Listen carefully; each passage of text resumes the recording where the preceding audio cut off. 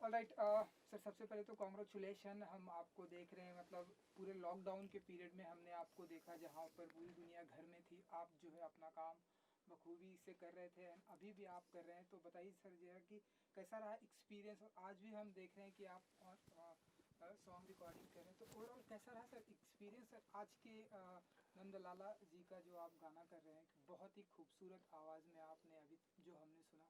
कैसा रहा आपका ये एक्सपीरियंस? बहुत अच्छी सिंगर कंपोज़र हैं कंचन किरण मिश्रा, लखनऊ की, और हमारी स्टूडेंट भी हैं। ओके। तो उन्होंने कुछ गाने कंपोज़ किए हैं, लिखे भी हैं। हम्म। तो मैं वो रिकॉर्ड कर रहा हूँ। 8 गाने रिकॉर्ड किए उनके। आज 3 किए, 3 दिन पहले 5 किए थे, तो हो गए। और आज इस रिकॉर्डिंग से पहले भी एक रिकॉर्डिंग की थी, 2 गाने वहाँ गा के आए थे। उस बीच में एक जाके मीटिंग भी कराए अपने संतोषी जी से, राजकुमार संतोषी जी से। हम्म। कुछ फिल्म की चर्चा हो रही थी उनसे। जी जी।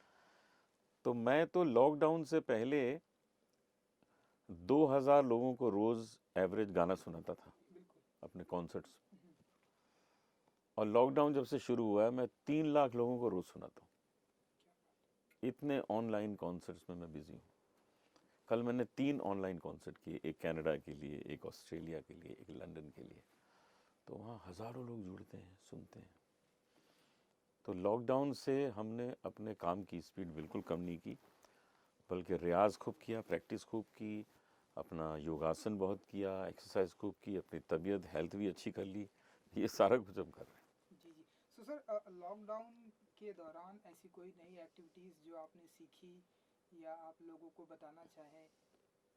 लॉकडाउन में सबसे बड़ी बात यह है कि आपको बॉडी, माइंड और सोल, इन हम्म। तीनों को खुश रखना पड़ेगा। बिल्कुल।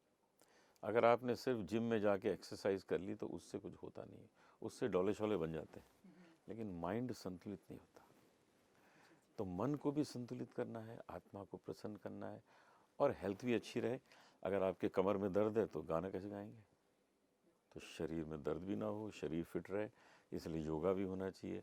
मेडिटेशन करिए, आपका मन प्रसन्न रहे, मन संतुलित रहे, और आप योगा अभ्यास करिए, आपका शरीर खुश रहे। भजन गाइए, आत्मा प्रसन्न रहे। जी जी। ये सब करते हैं। जी, कहीं ना कहीं सर हम ऐसा माने कि ये एक टिप्स भी है लोगों को कि कोविड से कैसे बचा जाए। हाँ, यही तो है, यही चीज़ समझिए। और खूब च्यवनप्राश खाइए, सीतोपलादी चूर्ण खाइए। सुबह हल्दी जो है वो चाय की तरह गर्म पानी में पीजिए। एक लहसुन का फाँक खा लीजिए सुबह। और साथ में आंवले खाइए, नींबू खाइए, संतरे खाइए।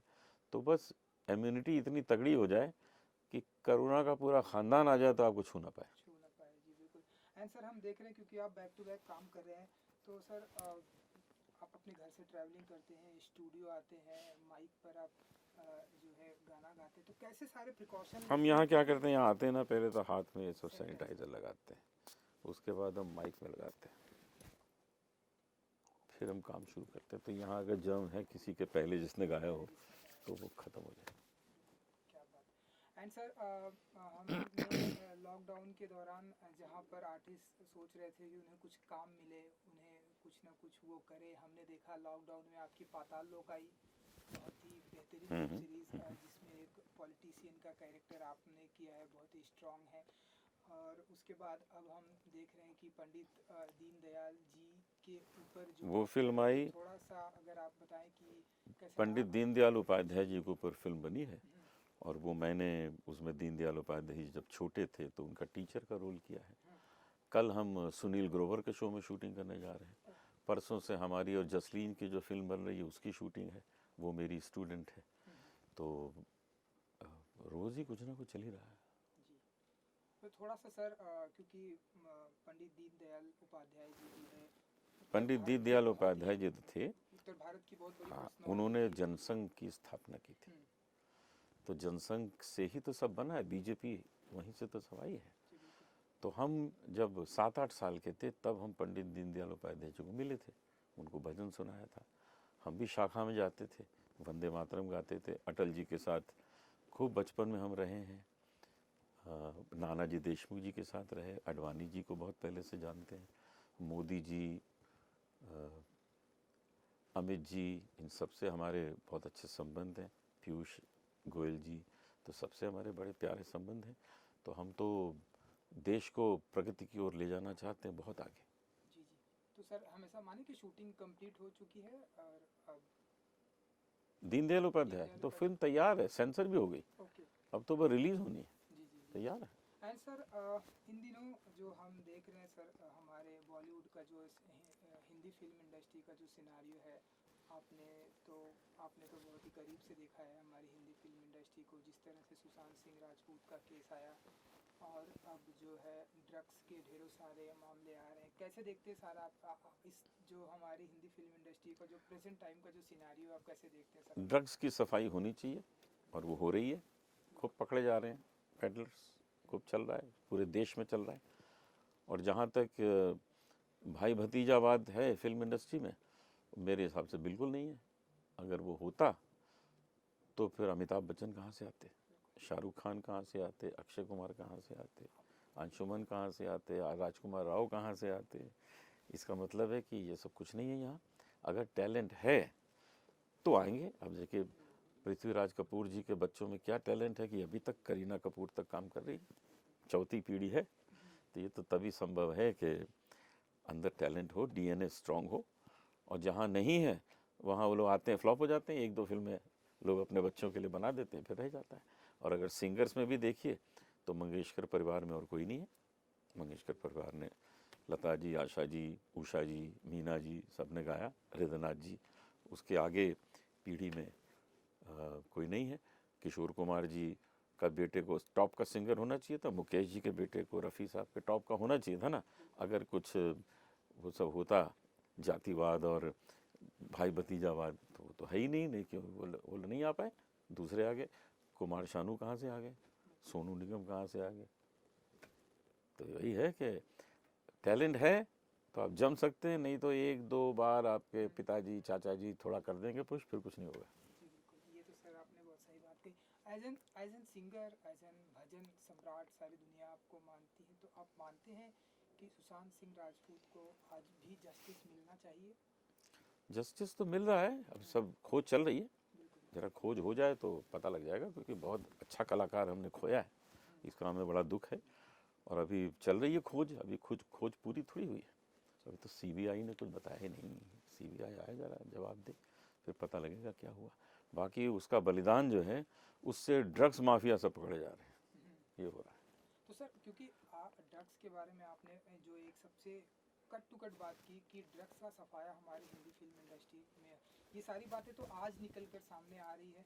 तो आप तो बहुत ही पहले से आप हमारी हिंदी फिल्म इंडस्ट्री को ढेरों सारे आपने भजन दिए, गीत दिए, तो आप मानते हैं कि ये पहले से चला आ रहा है लेकिन अब आज लोगों को पता चल रहा है, तो या बहुत पहले से आपने साधु संतों को नहीं देखा है चिलम पीते हुए तो बहुत पहले से चला आ रहा है। लेकिन अब जो ड्रग है ये बहुत हानिकारक है।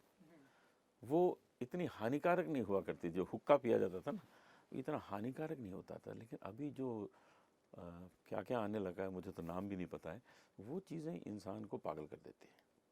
तो इन सब चीज़ों को बंद होना चाहिए। एंड सर जब से आपको भजन सम्राट कहा गया, तब से आप मानते हैं कि आपके ऊपर आपकी रिस्पॉन्सिबिलिटी बढ़ गई है? आप बहुत बढ़ गई है, हम उसके लिए काम भी बहुत कर रहे हैं, रोज़ रिकॉर्डिंग करते हैं, नए नए भजन गाते हैं, लोगों के पास नए नए भजन पहुंचेंगे, उनके अंदर आनंद प्राप्त होगा उनको। जी। एंड सर क्योंकि अब बिग बॉस जो है स्टार्ट हो चुका है, आप तो बिग बॉस के पार्ट भी रहे हैं तकरीबन, जहाँ तक मेरा नॉलेज है 1.5 महीने तक आप हाँ 1.5 महीने मज़े किए। आए। तो अब फिर से सीजन 14 14वां सीजन स्टार्ट हो चुका है। आप बताइए आप कितना फॉलो कर रहे हैं, एंड जो कंटेस्टेंट आपने देखे होंगे कैसे आप देख पाते हैं, कैसे देखते हैं बिग बॉस सीजन 14 को? हमने कभी बिग बॉस देखा ही नहीं है, अच्छा। हम सिर्फ खेले हैं। ना हमने उसके पहले देखा था ना उसके बाद देखा है, हम खेले और बड़ा मज़ा आया। हमने अपने एपिसोड भी नहीं देखे, लेकिन कोई ऑफ अपना रिकॉर्डिंग बाद में भी नहीं देखा कभी सर नहीं आपने? देखा, कभी नहीं। हमको इस बार थोड़ा इंटरेस्टिंग इसलिए लग रहा है, हमने देखा नहीं है लेकिन हमको दो लोग उसमें बड़े इंटरेस्टिंग लग रहे हैं। एक तो कुमार शानू का बेटा, हाँ, और एक राहुल वैद्या, ये दोनों बड़े अच्छे सिंगर्स हैं और ये बहुत एंटरटेन करेंगे लोगों को। राहुल वैद्या बहुत इंटेलिजेंट लड़का है, बहुत ही हैंडसम है, बहुत अच्छा सिंगर है, परफॉर्मर बहुत अच्छा है, तो वो कुछ कमाल करेगा अंदर, मुझे लगता है वो जीत के भी आएगा, ऐसा मुझे लगता है। तो पता नहीं मैं देख पाऊंगा कि नहीं कोई भी एपिसोड, लेकिन वो दोनों हैं उसमें, मुझे इसकी बड़ी खुशी है। जी। सलमान खान जी को कुछ कहना चाहेंगे आप तो हाँ, उनसे मुलाकात कर आए। सलमान जी तो आते ही थे हमको मिलने, वहाँ हमेशा बड़ी इज्जत से मिले। सलमान खान को ये कहना चाहूँगा कि इस बार बिग बॉस को कैसे करेंगे, मुश्किल है, एक कमरे में सब सो नहीं सकते, मास्क लगा के प्यार नहीं कर सकते, लड़ाई वड़ाई कैसे करेंगे, दूर से करनी पड़ेगी लड़ाई, क्योंकि 2 गज की दूरी है बहुत ज़रूरी, मोदी जी ने कहा है। तो पता नहीं बिग बॉस को किस तरह से बनाएंगे, लेकिन मुझे ये भी विश्वास है कि ये लोग बड़े क्रिएटिव लोग हैं, जो करेंगे अच्छा करेंगे। जी। तो सर अगेन अगर आपको कहा जाए कि सर आप आइए थोड़ा सा इस दुनिया को फिर से एंजॉय कीजिए। मैं तो आज चला जाऊँ। अच्छा। अरे बड़ा मज़ा आया था मुझे, मेरा तो 1.5 महीने का पेड हॉलीडे था, पैसे भी दिए और 1.5 महीने मुझे मज़ा कराया, तो फिर चला जाऊँगा। बहुत ही अच्छी बात सर आपने कही। एक और बात सर, जैसा कि आप हमेशा से कहते आए हैं, जसलीन जी, आप और उनके जो पिताजी, आप सभी मिलकर जो है उनकी कन्यादान हाँ हाँ हाँ, बिल्कुल बिल्कुल। हमने सुना कि कुछ एक बहुत ही अच्छी साइट से आप जुड़े हुए हैं जो कि लोगों की शादियां करवाते, तो यस थोड़ा सा यस, जरा बता दीजिए उसके बेटा बारे में। बेटा बेटी, बेटा बेटी। यस, उसमें हम लोगों के रजिस्ट्रेशन आ रहे हैं, हम उनके लिए रिश्ते ढूंढेंगे, उनकी शादी करवाएंगे, और बहुत सी शादियां ऐसी कराएंगे जिनके पास पैसे नहीं शादी करने के, उनको हम अपनी तरफ से खर्च करके उन लोगों की शादियां करवाएंगे, मुफ्त में शादियां करवाएंगे। तो अभी तक प्रोसेस वो चालू हो चुका शुरू हो गया, हमारे पास रजिस्ट्रेशन आने शुरू हो गए। कुछ तो शादियां आजकल आपने लॉकडाउन का कराई जो। पीरियड है ना, हाँ। लॉकडाउन के टाइम पे सब स्लो है काम, तो जैसे ये थोड़ा और रिलैक्स होगा फिर हम इस पे काम शुरू कर देंगे। जी सर, जाते आते एक आखिरी सवाल, क्योंकि हमने देखा रिकॉर्डिंग आपने बहुत ही सुंदर की, तो एक अपने व्यूअर्स के लिए हमारे लिए हाँ, एक जो भी फ्यू लाइंस आपकी जो फेवरेट हो। जग में सुंदर हैं 2 नाम, चाहे कृष्ण कहो या राम, बोलो राम राम राम बोलो, श्याम श्याम श्याम। माखन ब्रज में एक चुरावे, एक बेर भिलनी के खावे, प्रेम भाव से भरे अनोखे, दोनों के हैं काम, चाहे कृष्ण कहो या राम।